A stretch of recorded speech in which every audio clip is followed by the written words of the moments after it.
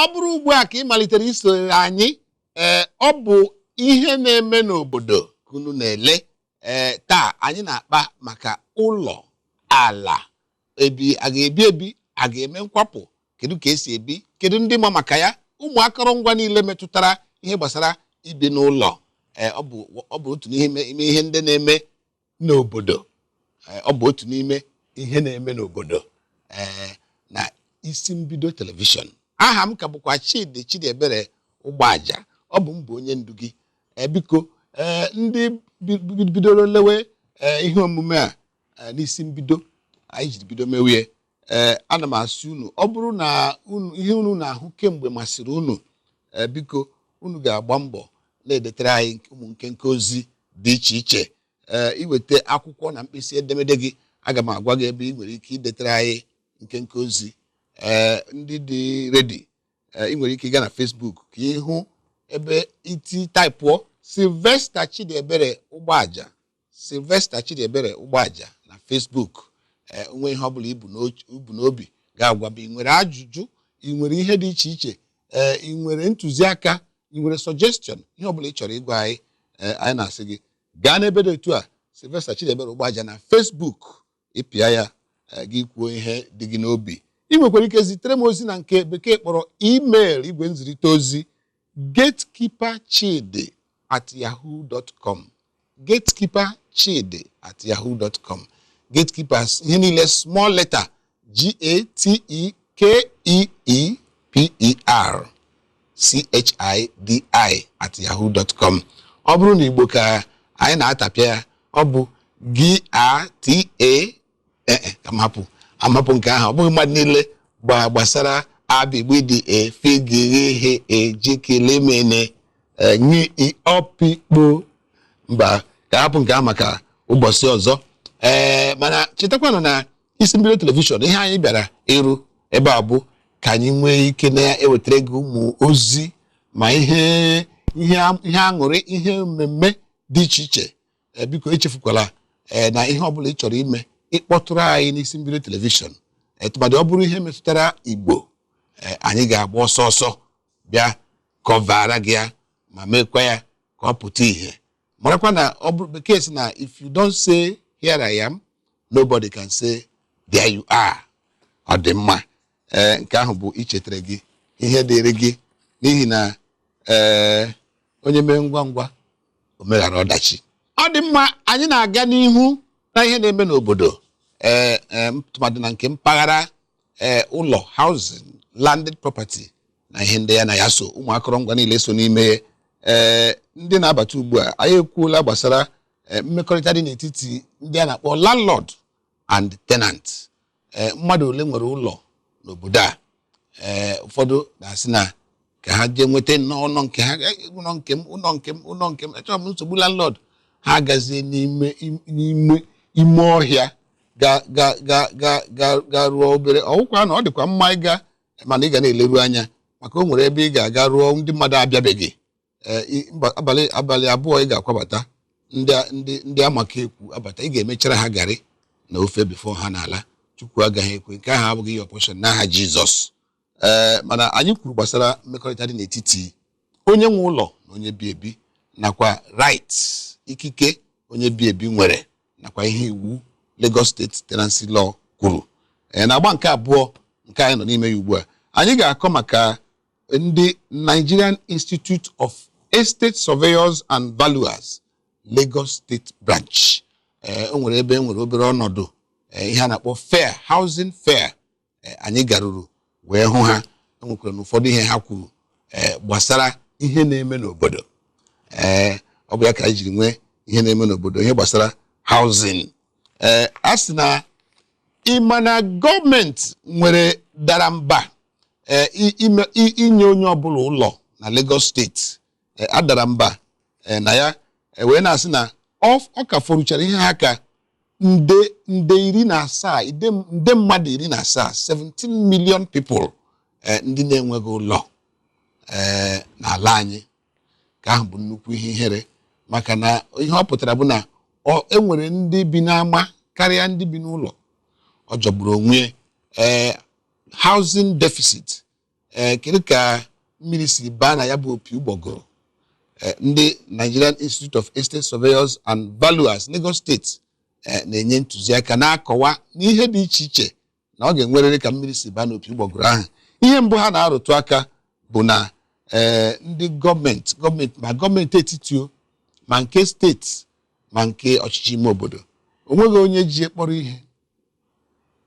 ihe niile ahụ bụ nkwa ekwere mgbe a na-azọ ndọrọ ndọrọ ọchịchị azọtaghala ihe a na-achọ onye ọbụla to your tents o Israel ọ bụghị ezigbo ihe maka na ọ na-ebute ndị mmadụ ịnọ onweghị onye ọtụtụ ndị enweghị ụlọ ebe ha bi ọtụtụ ndị nwekwere na-enwe ewere ego edowe n'eluigwe ebe ka esi enweta ego eji akwụ na ọrụ nke a na-ejicha onye ọrụ ụgwọ ndị NIESV Nigerian Institute of Estate Surveyors and Valuers obi adịghị ha mma. Ha sị na ọ bụghị ihe mere ihe dị mma, ihe a kwesịrị ịbụ ọrụ ha. Kedu ihe bụzi ọrụ ha n'ihe niile gbasara ụlọ obibi n'ala anyị? Ha na-akọwagodi na government priority attention to housing is very poor, very very poor. Ihe ọzọ ha na-ekwukwa bụ na ego adịghị, ego eji arụ ụlọ adịghị, enwebeghị ego eji eme ihe dị mkpa ọ bụrụ nke eji arụ ụlọ. Gọọmenti ọ ga-esikwa n'ebe eweta ego? Unu ma na Lagos State na the Second Republic gọvanọ ha nwere mgbe ha na-akpọ Jakonde ọ gbalịrị n'ihe gbasara ụlọ ọ ya mere na eji nwecha Jakonde estate a enwere all over Lagos. Onweghị ebe ị ga-aga ịga ha ahụ Jakonde estate. Asị na Latif Jakonde bụ onye isi oche. Onwebeghị gọvanọ gbatara rụrụ ụlọ metụtara ndị mgbei karịa Jakonde.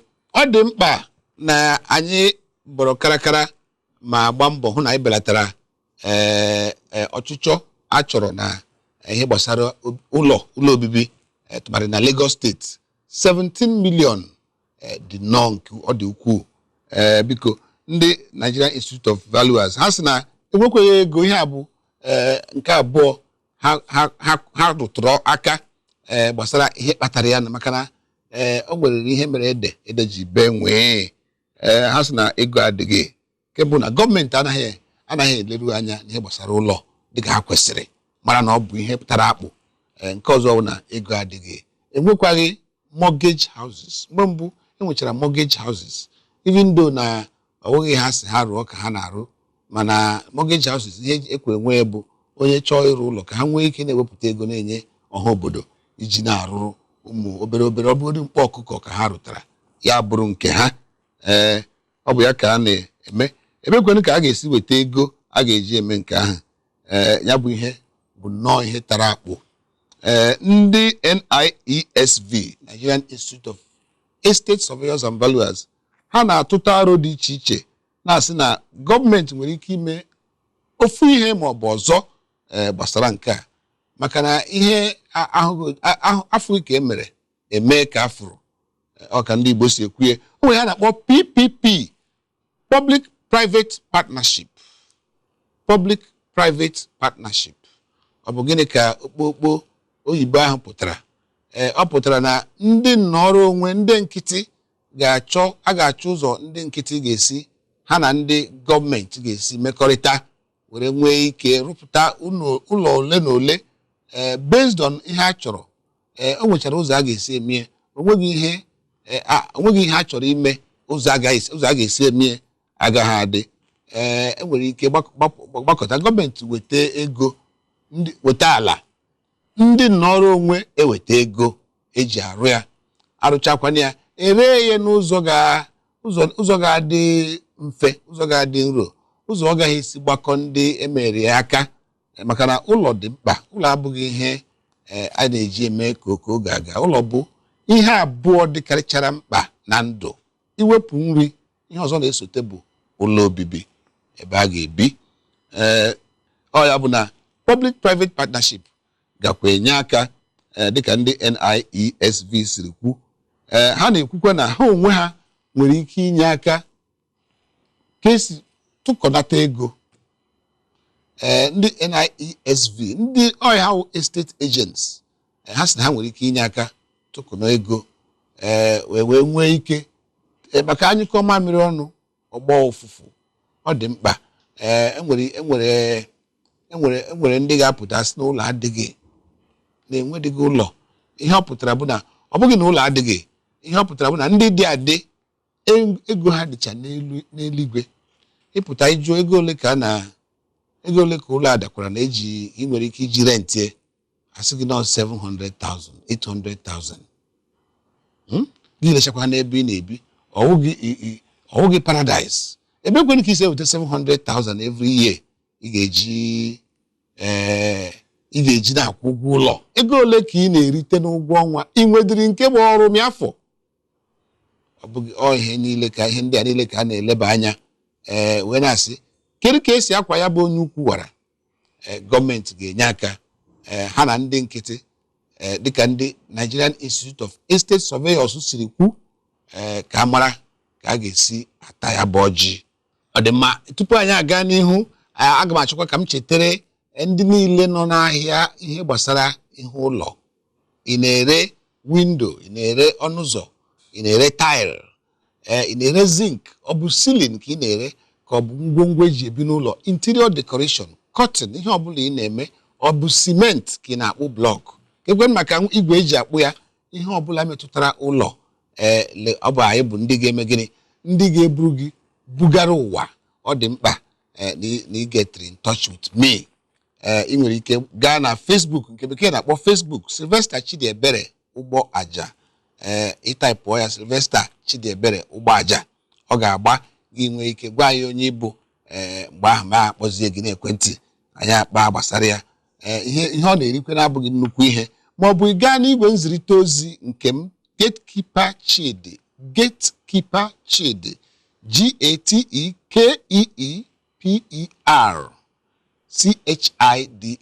gatekeeperchidi@yahoo.com ọ bụrụ na ị kpọtụrụ anyị nkenke ozi mụ onwe m gazi akpọ gị were gwa gị ka anyị ga-esi etiri gị mkpu ka anyị ga-esi erere gị ahịa maka na ihe anyị bịara ebe a ime ọ bụrụ na ile ụdị ihe omume a bụ ihe omume na-egosi agwa gị na-akụziri gị ihe niile ị kwesịrị ịma gbasara ụlọ ndị na-arụ arụ ndị na-ebi ebi ndị na-achọ shop ndị na-achọ nke ha na-achọ ọ bụ na ihe na-eme n'obodo n'isi mbido telivishọn mpaghara ụlọ obibi ka ị ga-ahụ nke ahụ ọ bụkwa m bụ onye ndu gị Chidiebere Ugboaja kwa izuụka ọbụla biko ọ dị oke mkpa ma ọ bụrụ na ị chọrọ ka ya bụ ihe ị na-eme bụrụ ihe na-aga n'ihu anyị ji isiokwu abụọ were bịa taa anyị ekwuokwala n'ọtụtụ okwu gbasara ya nke mbụ bụ iwu jigidere onye bi ụlọ na onye nwe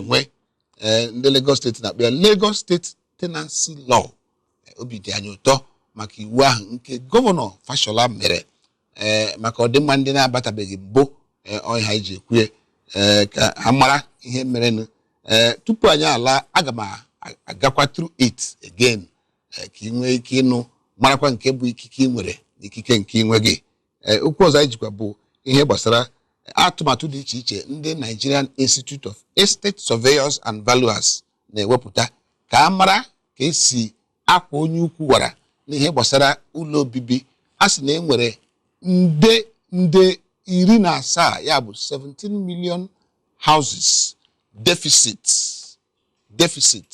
deficit pụtara ndị na-enweghị ụlọ enwe ọ dị mma anyị ga-aga obere ezumike anyị bịachi anyị ga-ejikwa isiokwu ọzọ gba ọkụ n'ọnụ were mechie ihe anyị na-eme ihe omume a taa biko agakwala ebe ọbụla aṅụla ya bụ ngwọ na nkwụ na-abịa ọ dị mma ndị ọ bụ ugbu a ka ha na-abata ebe ha kwụ maọbụ ebe ha nọdịrị ọdụ ugbu a ihe ị na-abịara gị ihe ị nọ na-ele bụ ihe omume anyị na-akpọ ihe na-eme n'obodo mpaghara metụtara ụlọ na bekee kpọrọ ya housing ala ihe dị iche iche metụtara obibi na ọrụrụ na ngwongwo akọrọngwa niile so enu aha m ka bụkwa Chidiebere Ugboaja ọ bụ m bụ onye ndu gị biko anyị na-agbazi egwu ụla nke a bụ mpaghara ikpeazụ n'ihe omume anyị ndị ọ bụ ugbu a ka ha na-esonyere anyị akpaala agba nke mbụ nke metụtara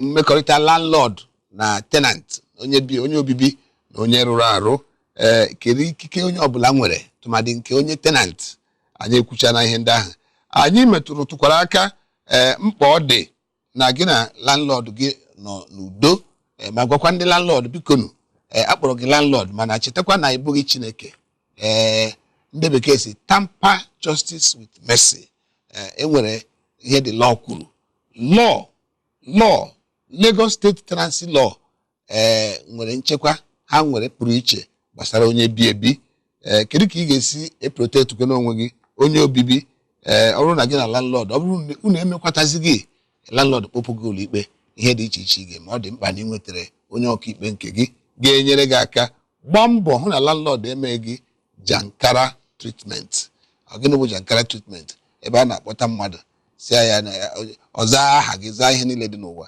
akụzie gbam abịa kpoo gị n'ọkpa ka onye achịrị mkpụrụ m ndị ara ndị ọzọ si na ichi mmadụ mkpụrụ m ihe ọ pụtara bụ ikpo gị n'ọkpa wam itetụra ihe ọzọ ị ga-ahụzi bụ ndị uwe ojii juru ebe niile na-achọ ịchụpụ gị n'ụlọ ọ dịghị mma chaa anyị kwukwara tụchaa ụmụ ihe niile ha aka kwuokwa maka ebe a na-akpọ Lagos State Tenant Landlord Dispute Centers ebe ị nwere ike ịga ọ bụrụ na ị nweghị ego inwe ịkpọ onye ọkaikpe ị ga-aga ime mkpesa gị onwe ihe ị nwere landlord gị na-eme adịghị mma ma ọ bụ na ego gị ezubeghị ịkwụ ụgwọ gị mgbe oge eruru ha ga-akpọ landlord gị mara kpeziere unu gwakwa ya ihe o kwesịrị ime mara na ha nọ ebe ahụ iji lekọta gị anya ọ dị mkpa na ịnụrụ nke a anyị rụtụkwara aka na obere ọgbakọ housing fair anyị gara were hụ ndị Nigerian Institute of Estate Surveyors and Valuers. By the way, ana m akpọkụ ha bịa ka anyị mara ndị ha bụ n'ihe omume a ọ gaghị ewe ha nnukwu ihe anyị ga na-ekwu maka ha na-ekwu maka mbọ niile ha na-agba every week iji hụ na housing bụ ihe zuru ọha ọnụ a sị ụmụnna nwezuo akụ ụbịamala anyị kelere ha n'ụzọ pụrụ iche enwere ọtụtụ ihe ha kwuru mgbe anyị gara anyị hụrụ ha na ebe anyị gara ha kwukwara ka o siri jọgbuo onwe na Nigeria nwere 17 million deficit in housing ya bụ nde 17 ndị na-enweghị ụlọ ọ karịrị akarị ka ekwere ka a ga-esi eme ya bụ ihe ha rụtụkwara aka n'ụzọ dị iche iche ihe kpatara ya anyị jiri nọrọ na situation ebe ahụ anyị nọ ha rụtụrụ aka n'ihe dị iche iche kwuo na gọọmenti anaghị agba mbọ ha kwesịrị ịgba gọọmenti anaghị eti uchu n'ihe gbasara ụlọ ka ahụ jọgburu onwe ya kwa onye isi Ministry of Housing ọkwa ya Fashola anyị gọvanọ anyị mbụ mana a sị na enyebeghị ego zuru ezu iji ma ihe ọ ga-eme biko ọ dị mkpa na anyị leruru anya enidri political willingness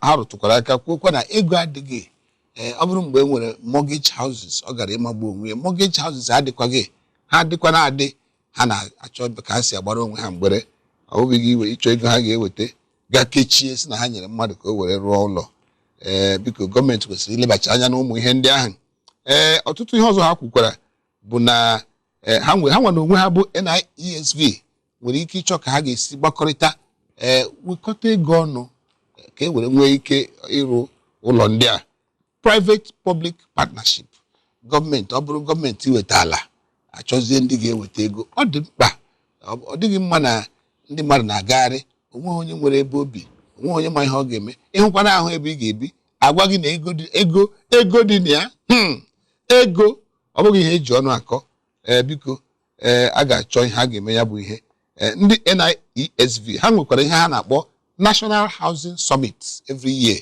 ọgbakọ ndị niile akọrọngwa ịrụ ụlọ ma ịzụ azụ ma ịrụ arụ ma ibi ebi metụtara a na-akpọ ya National Housing Summit mgbe ọzọ ha ga-eme anyị ga-eme ka ị mara ọ dị mkpa na ị gara ụdị ihe ahụ ọ dị mma anyị atala ụkwa jee eze ihe ọzọ anyị ga-akpatụzi aka na ya dịka anyị na-agba egwu ụla bụ ozi dị iche iche m ga-ewetara unu ozi a si n'aka Lagos State Ministry of Physical Planning and Urban Development. Lagos State Ministry of Physical Planning and Urban Development. Nke abụọ kwa dị iche iche ha na-ama enye ọha obodo gbasara arụmarụ na ebimebi dị n'ụlọ. Nke mbụ bụ na a sị na aga m agụ etu ọ dị na bekee atapịazie m n'Igbo were gwa ndị Igbo anyị na-ege ntị ihe ọ pụtara.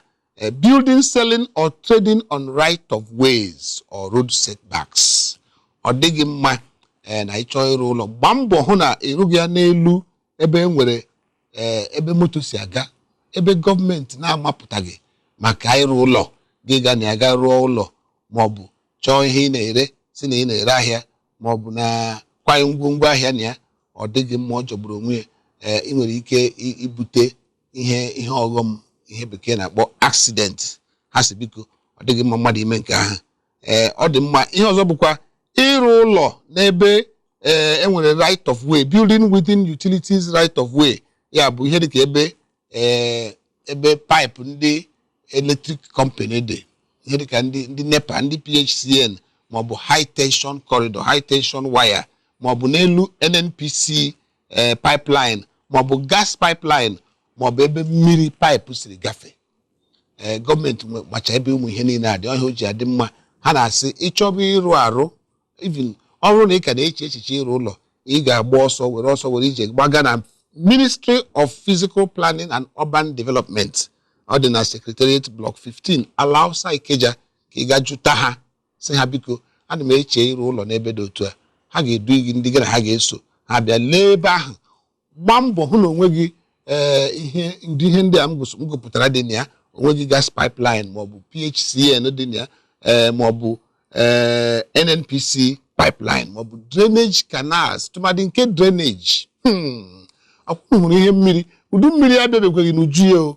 Marazienu ka ọ ga-adị ma udu mmiri bịa, mmiri enweghị ebe o si agafe, n'ihi na mmadụ dị ndụ agala rụọ ụlọ n'elu mmiri. Ala ọ zụtara very cheap. O nwere enyi m nwoke zụtara ala mgbe ọ na-akwadokwa ịzụ ala. O wegara gị ya ndị ezigbo na-ama ka esi achọtara mmadụ ala, ya ga zụrụ cheap land n'akụkụ mmiri. Aga m agwa gị ụzọ na ọ gbaghị ya, achọ m ikwu ebe ọwụ n'akụkụ mmiri, akụkụ kanal. Enwere mmiri zoro na Lagos ebe afọ 3 gara aga. Mmiri ahụ o gbusiri ndị mmiri, o zoro like awa 4 zoo ihe a na-agwa gị.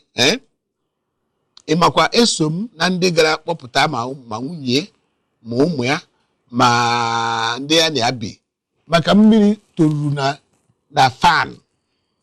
A na-egwu swimming pool aka gị nke ahụ. Ị ga-amanụ ka ụlọ na-adị.